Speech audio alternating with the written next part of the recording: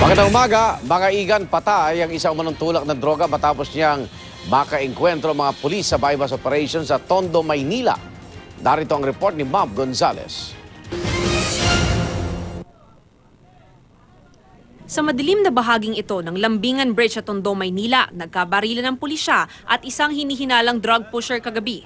Bago magkabarilan, nagkasa ng buy-bust operations ang mga pulis, target ang isang alias Buko. Bibili dapat ng 300 pisong halaga ng shabu ang operatiba ng MPD Station 7.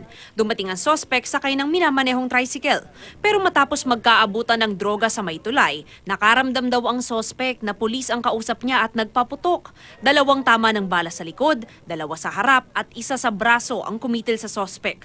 Ayon sa taga-barangay, dayo sa lugar nila ang sospek. Tiningnan ko naman yung patay, hindi naman namin constituent. Kayumanggi ang lalaki. May mga tato na nagpapakitang miyembro siya ng Commando Gang.